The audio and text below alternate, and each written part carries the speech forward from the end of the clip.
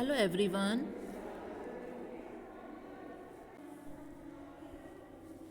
Now we will discuss the chapter lesson number 5 Geography Industries. इससे पहले जो आपने चैप्टर पढ़ा था उसका उसके बाद आपका चैप्टर आता है लेसन 5 इंडस्ट्रीज. तो have you ever given A thought to the fact that the notebook you use for writing has come to you after a long process of manufacturing. जैसे कि आपके पास जो ये नोटबुक है, जब आप अपने नोटबुक में लिख रहे हो, उस नोटबुक के आपको पता है कि ये एक लॉन्ग प्रोसेस के बाद में आपके पास में आती है, यानी कि एकदम ही कोई ऐसी मशीन नहीं है जो कि आपकी नोटबुक निकाल दे. एक ये लॉन्ग प्रोसेस के बाद मैन्युफैक्चर होकर आपके पास आती है. तो आइए समझते हैं कि ये कैसे आपके पास आती है. It started its life as part of a tree. It was cut down and transported to a pulp mill. There the wood of the tree was processed and converted into wood pulp.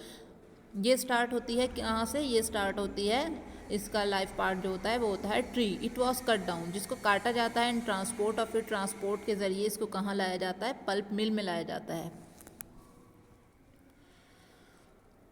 So there the wood of the tree was proceed and converted into wood pulp. और फिर इसको किस में convert किया जाता है? Wood pulp में convert किया जाता है. किसको? वुड को, यानी ट्रीज़ की वुड को. The wood pulp was mixed with chemical. फिर इसमें केमिकल मिलाए जाते हैं. And finally change into paper by machine. और फाइनली इसको चेंज किया जाता है मशीन के ज़रिए. किसमें? पेपर में. The paper found its way to press water ink made from chemicals was use to print the line on the pages. और फिर ये कहाँ जाता है? फिर इसको प्रेस में भेज देते हैं. फिर इसमें यूज़ किया जाता है इंक, जिस इंक से आपके पेपर पर लाइन ड्रॉ की जाती हैं. आपके पास पेपर होता होगा ना, आप उसमें देखते होंगे कि उसमें लाइन ड्रॉ हुई हुई होती हैं. तो ये कैसे होती हैं? ये इंक के द्वारा केमिकल यूज़ करके ये लाइन ड्रॉ की जाती हैं, जो कि आपको पेपर में दिखाई देती हैं. The pages were then bond in the form of a notebook. और उसके बाद जो पेपर होते हैं उनको हम किस फॉर्म में लगाते हैं? उनको हम नोटबुक की फॉर्म में लगाते हैं, पैक करते हैं. And send to the market. और उसके बाद इसको पैक करके सेंड करते हैं किसमें? मार्केट में, फॉर सेल के लिए. Finally it reach your hands. उसके बाद ये आपके हाथ में आती है. तो इतने सारे प्रोसेस के होने के बाद, ए लॉन्ग प्रोसेस के बाद आपकी नोटबुक आपके हाथ में आती है. तो इसको हम क्या बोलते हैं? इसको बोलते हैं हम manufacturing.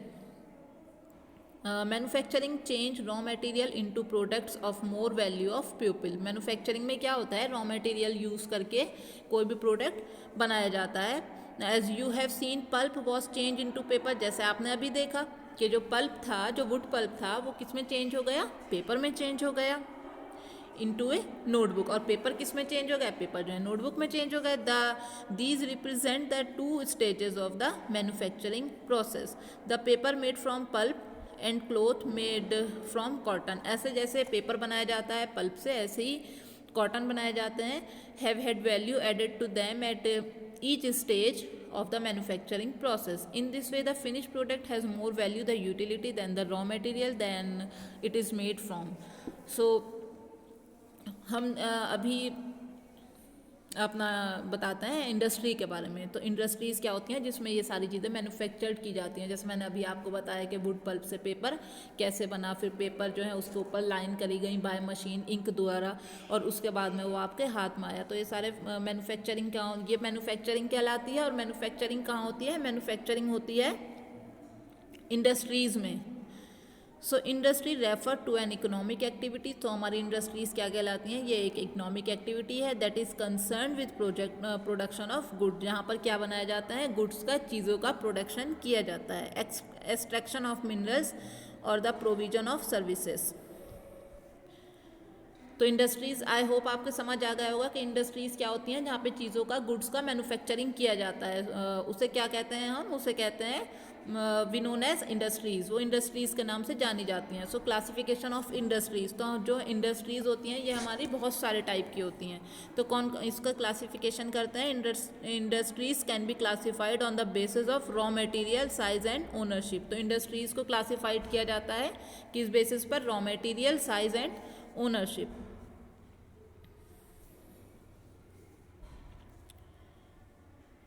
Raw material industries may be agro based. Raw material industries जो होती हैं वो एग्रो बेस्ड होती हैं, mineral based, marine based and forest based depending on the type of raw material they use. Agro based industries use plant and animal. Agro based industries जो होती हैं वो यूज़ किया जाता है उनमें plant and animal based product, यानी कि वो प्रोडक्ट जो किस पे बेस होते हैं, प्लांट एंड एनिमल पे बेस होते हैं एज देयर रॉ मटेरियल्स। जैसे food processing, vegetable oil, cotton textile, dairy products and leather industries are examples of agro based industries. तो जो इंडस्ट्रीज में लेदर बनाया जाता है, डेयरी प्रोडक्ट्स होते हैं और वेजिटेबल ऑयल है, कॉटन टेक्सटाइल है, तो ये सब किस पे डिपेंड करते हैं, ये सब अब डेयरी प्रोडक्ट ऑब्वियसली एनिमल्स पर, मिल्क से बनते हैं, तो ये किस पर डिपेंड हुआ, एनिमल्स पर डिपेंड हुआ। कॉटन है आपका, वेजिटेबल ऑयल है, ये किस पर डिपेंड हुआ, ये डिपेंड हुआ आपकी वेजिटेबल्स पर। तो एग्रो बेस्ड इंडस्ट्रीज़ में जो होते हैं हमारे plant and animal based products बनाए जाते हैं। जैसे लेदर है, लेदर भी आपका एनिमल बेस्ड है। नेक्स्ट है आपका mineral based industries. Mineral based industries क्या होती हैं, mineral based industries are primary industries that use mineral ores as their raw materials. The product of these industries feed other industries. Iron made from iron ore is the product of mineral based industries. This is used as raw material for the manufacturing of a number of other products such as heavy machinery, building materials and railway coach. तो mineral based कौन सी हुई, जिसमें क्या बनाया जाता है आपका, आयरन मेड इंडस्ट्रीज जो होती हैं मिनरल बेस्ड इंडस्ट्रीज कहलाती हैं आपकी। फिर है marine based industries, use products from the sea and ocean as raw material. इसमें कौन से प्रोडक्ट यूज़ किए जाते हैं, मैरिन बेस्ड इंडस्ट्रीज में sea and ocean. Industries processing seafood for manufacturing fish oil, इसमें क्या बनाया जाता है, जैसे फिश ऑयल है, आर सम एग्जांपल्स फॉर, ये सारा आपका हो गया एग्जांपल्स मैरिन बेस्ड इंडस्ट्रीज का। फिर देन आपका नेक्स्ट है forest based industries, utilise forest product as raw material. The industries associated with forest are pulp and paper,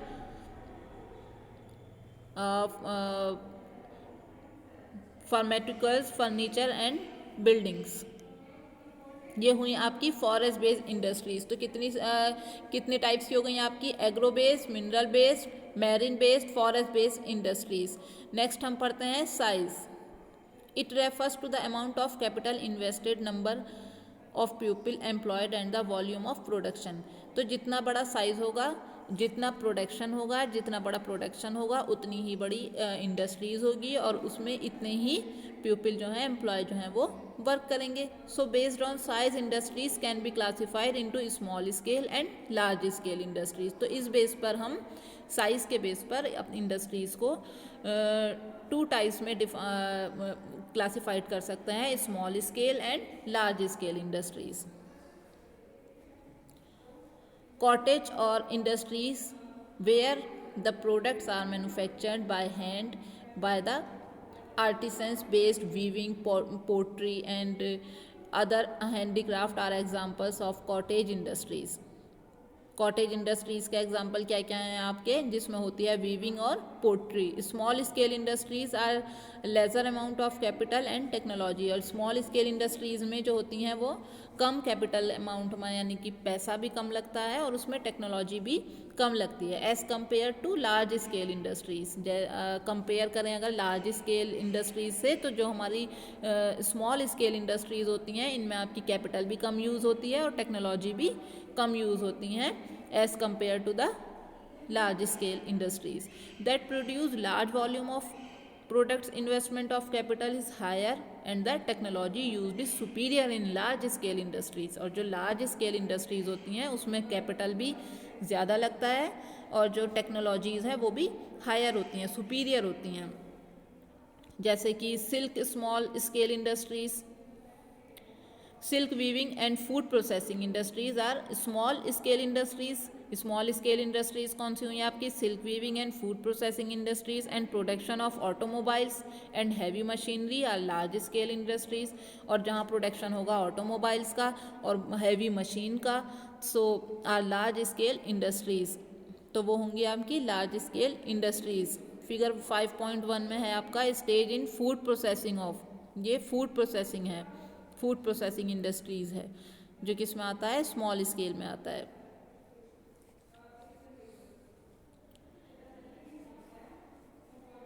Next is ownership. Ownership industries can be classified into private sector and state owned or public sector, joint sector and cooperative sector. So private sector industries are owned. Private sector industries कैसी होती हैं? Operate by individual or a group of individual. The public sector industries are owned. ये कैसे होती हैं? हमारी public sector industries होती हैं operate by the government, such as Hindustan Aeronautics Limited and Steel Authority of India Limited. And joint sector industries are owned and operated by the state and individual or a group of individuals. जैसे Maruti Udyog limited है as an example of joint sector industries. Next है आपका cooperative sector. Cooperative industries are owned and operated by the products और suppliers of raw materials, workers और both. Anand milk for example, Anand milk जहाँ पर क्या होते हैं? प्रोड्यूसर्स और सप्लायर्स ऑफ रॉ मटेरियल, सब इसको मिलकर के ऑपरेट करते हैं. ठीक है, तो जैसे कि Union Limited and Sudha dairy are a success stories of a cooperative venture. ये देखिए आप figure 5.3 location factors for industries.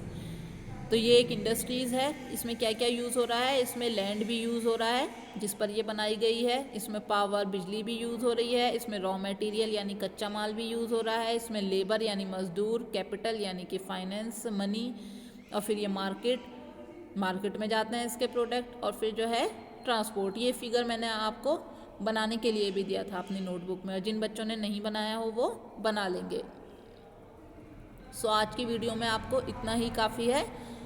आप इसको लर्न करिए अच्छे से. इंडस्ट्रीज़ कितने टाइप्स की होती हैं, कौन कौन से टाइप्स की होती हैं, और इनके सारे एग्जाम्पल. नेक्स्ट वीडियो में हम आपको बताएंगे factors affecting location for industries और इंडस्ट्रियल सिस्टम क्या होता है. ओके, अभी तक के लिए इतना ही. आप अच्छे से कवर करिए और अपना एग्ज़ाम की तैयारी करिए, और आपके एग्ज़ाम के लिए बच्चों आपको ऑल द बेस्ट.